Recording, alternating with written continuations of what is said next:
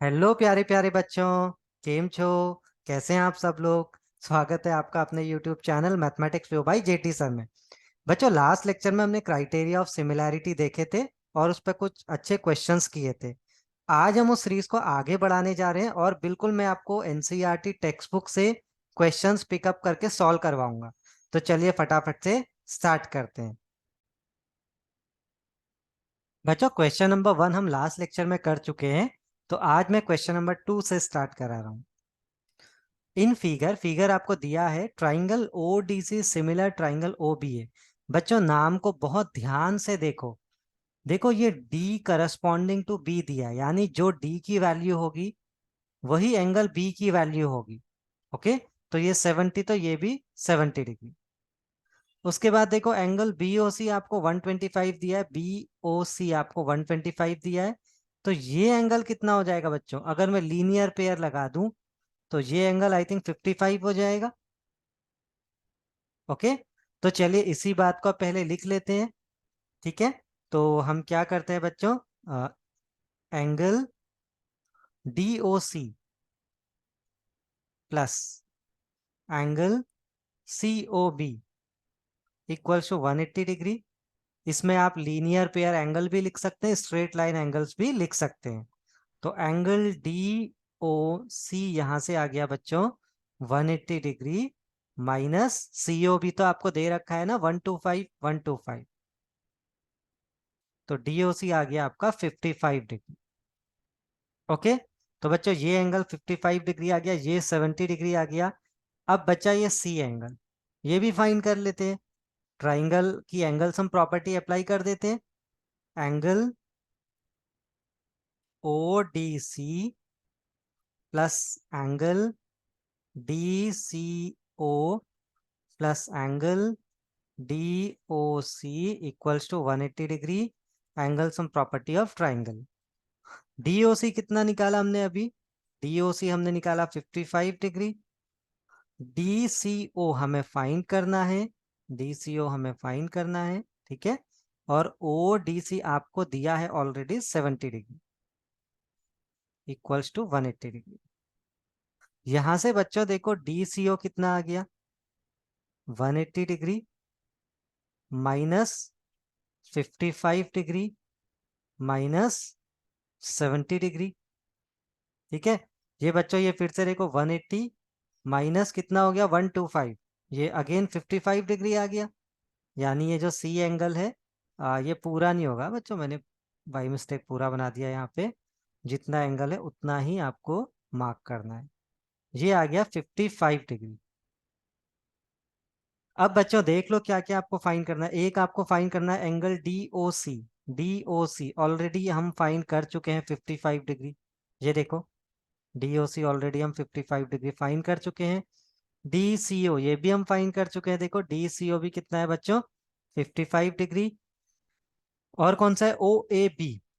अब बच्चों नाम देखो ट्राइंगल का, A किसके करस्पॉन्डिंग है C के। ठीक है, यानी जो एंगल C की वैल्यू वही एंगल A की वैल्यू। तो कितना हो गया, C कितना है हमारे पास DCO 55, तो एंगल OAB भी कितना हो जाएगा 55। कैसे लिखेंगे बच्चों, angle OAB equals to angle DCO equals to 55 degree. Reason दे दीजिएगा triangle ODC similar triangle OBA। इस क्वेश्चन को फटाफट नोट कर लीजिए बच्चों, बहुत इजी लगा होगा आपको ये क्वेश्चन। नेक्स्ट क्वेश्चन देखिए बच्चों, diagonals AC and BD of A trapezium ABCD। अच्छा, आप एक ट्रेपेजियम दिया है उसको बना लेते हैं। Suppose this is my trapezium ABCD। Parallel कौन सी साइड है बच्चों, AB पैरेलल CD, तो ABCD।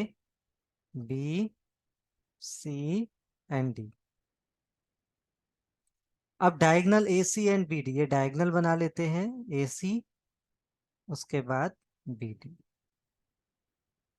Intersect each other at O point पे एक दूसरे को इंटरसेक्ट कर रहे हैं।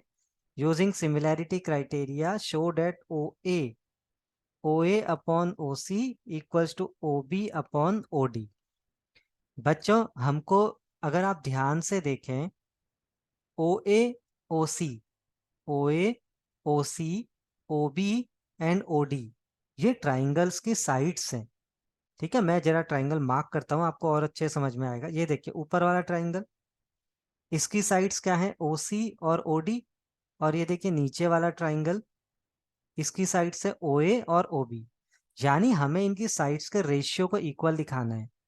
और यार अगर दो ट्राइंगल सिमिलर हो तो उनकी करस्पॉन्डिंग साइड्स का रेशियो तो वैसे ही क्या होता है, सेम होता है। ठीक है, यानी बच्चों कुल मिला के बात यह है कि हमको इन दोनों ट्राइंगल्स को क्या दिखाना है, सिमिलर दिखाना है। ठीक है, तो चलिए फटाफट से सिमिलर दिखाते हैं। इन ट्राइंगल, नाम बहुत ध्यान से रखना है बच्चों ट्राइंगल्स का। क्या क्या नाम होगा यहाँ पे देखो, O A B and triangle O C D. A के करस्पॉन्डिंग कौन सा लिया मैंने बच्चों, सी। ये देखो ये ए के करस्पॉन्डिंग सी है। तुम ये अगर ओ डी सी लिख दोगे नाम तो फिर ए के करस्पॉन्डिंग डी हो जाएगा। ठीक है, तो प्रूफ क्या करना है उसके हिसाब से बच्चों ट्राइंगल का नाम करस्पॉन्डेंस के हिसाब से ही आप लिखना। ओके, अब बच्चों कैसे दिखाऊं इनको मैं सिमिलर, कोई भी दो एंगल दिखा देता हूं। देखो ये, इसको अगर मैं एंगल 1 मानूं, इसको अगर एंगल 2 मान लूं, तो ये वर्टिकल अपोजिट एंगल है। Angle 1 equals to angle 2, vertical opposite angle. ठीक है, और इसको अगर मैं 3 मान लूं, ठीक है, और जो ये वाला है बच्चों ये, इसको 4 मान लूं, तो एंगल 3 इक्वल्स टू एंगल 4 होगा, ऑल्टरनेट इंटीरियर एंगल। देखो बच्चों ध्यान से, जेड बन रहा है ना, मैं अलग से बना के दिखाता हूँ। ये देखो ये जेड बन रहा है, तो जब जेड बनता है तो अंदर के एंगल इक्वल होते हैं। ये 3 है, ये 4, बस ये लाइंस पैरेलल होनी चाहिए। तो angle 3 equals to angle 4, reason लिखेंगे ऑल्टरनेट इंटीरियर एंगल्स। और क्यों ऑल्टरनेट एंगल, क्योंकि कॉमा करके लिख लीजिएगा, लाइन पैरेलल है, A B parallel to C D.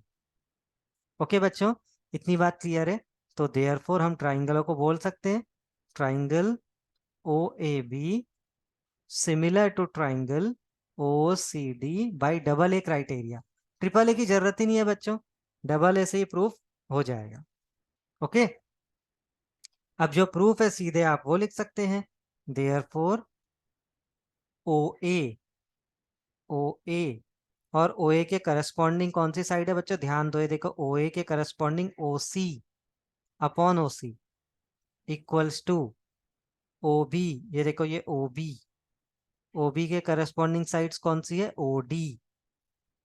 ठीक है, डायग्राम में भी देखते चलना बच्चों, ओ बी, ओ बी के ये ओ बी, ओ बी के करस्पॉन्डिंग ये वाली ओ डी।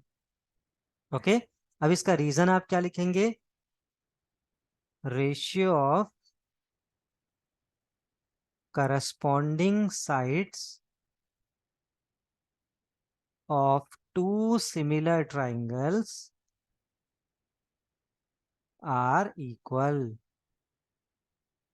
अब बच्चों आप चाहें तो इससे पहले वाला लेक्चर अच्छे से देख लीजिए, ये सारी प्रॉपर्टीज आपको क्लियर हो जाएगी। ये आपको जो क्राइटेरिया होता है ना सिमिलैरिटी का, ये अच्छे से आपके माइंड में मैप हो जाएगा। इसके बाद बच्चों क्वेश्चन नंबर 4, जो कि एक इंपॉर्टेंट क्वेश्चंस की कैटेगरी में आता है। बच्चों हमें कुछ इसमें सिमिलैरिटी दिखानी है ट्राइंगल्स की। ओके, तो हम क्या करते हैं, सबसे पहले बच्चों गिवन और टू प्रूव लिखिएगा। सॉरी मैं लास्ट क्वेश्चन में लिखना भूल गया, बट मैं आपसे हमेशा बोलता रहता हूँ कि जब भी आपको प्रूफ वाला क्वेश्चन है गिवन टू प्रूफ भी जरूर लिखिएगा। तो मैं यहाँ पे बच्चों लिख देता हूँ गिवन। गिवन लिखेंगे पहले। गिवन में आपको बच्चों क्या करना है, ये जो दिया है दो बातें, एक बात ये दी है, एक बात ये दी है, दोनों लिख लीजिए। ओके, और टू प्रूव में आप क्या लिखेंगे बच्चों, जो आपको प्रूफ करना है ये वाला पार्ट लिख लीजिए। इसके बाद अगर आप कंस्ट्रक्शन कर रहे हैं तो कंस्ट्रक्शन लिखते हैं, वरना सीधे सॉल्यूशन यानी प्रूफ पार्ट लिखते हैं। तो बच्चों कंस्ट्रक्शन तो यहाँ पे है नहीं, मैं डायरेक्टली प्रूफ पार्ट लिखता हूँ, प्रूफ। आप ध्यान दे तो एंगल 1 इक्वल्स टू एंगल 2 दिया है बच्चों, देखो angle 1 equals to angle 2 given. एक प्रॉपर्टी होती है आइसोसेलेस ट्राइंगल की, side opposite to equal angle are equal. तो यानी 1 के ऑपोजिट कौन सी है बच्चों, ये साइड पी आर बराबर हो जाएगी पी क्यू के। Therefore P R equals to P Q. Reason क्या लिखेंगे बच्चों? Side opposite to equal angles are equal.